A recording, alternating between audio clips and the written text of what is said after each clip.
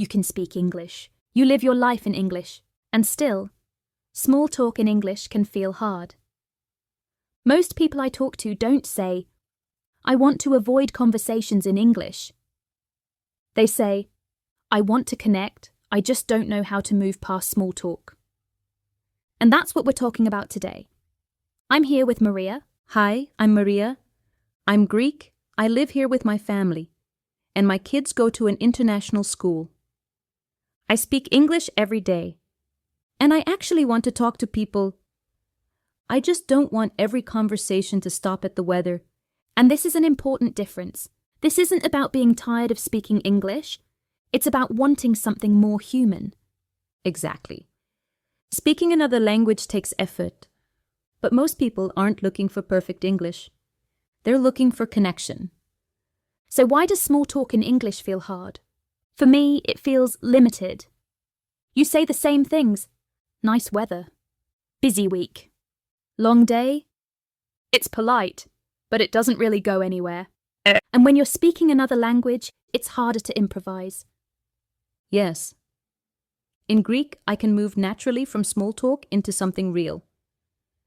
In English, I sometimes don't know what the next step is, so the conversation doesn't feel bad.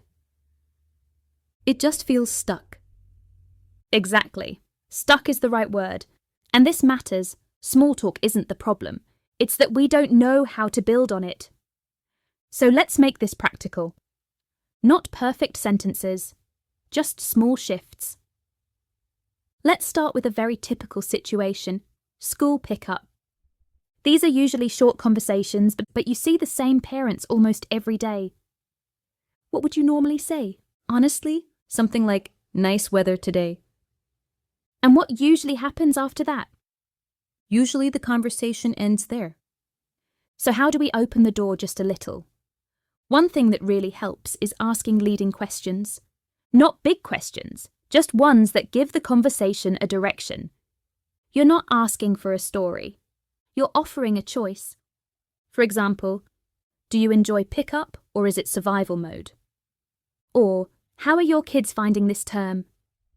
Or something even simpler like, "Is today one of the easy days?" Let's use that one. If someone asked you, "Is today one of the easy days?" how would you answer? I might say, "Actually, yes. Today feels calmer than usual." Or, "Not really, but it's almost over." And that's already a real conversation. Quick question for you watching. Comment below.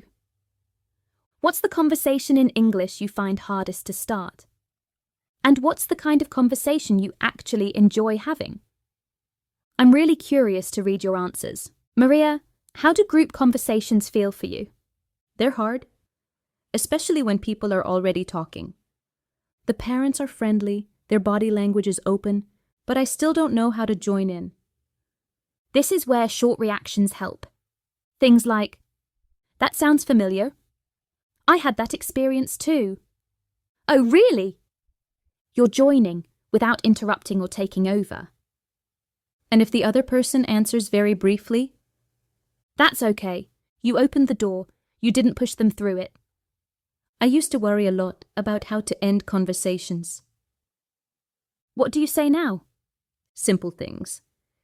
"It was really nice talking to you." Or, "Maybe we'll continue this another time." Those endings build familiarity. What I notice is, this doesn't need technically difficult English.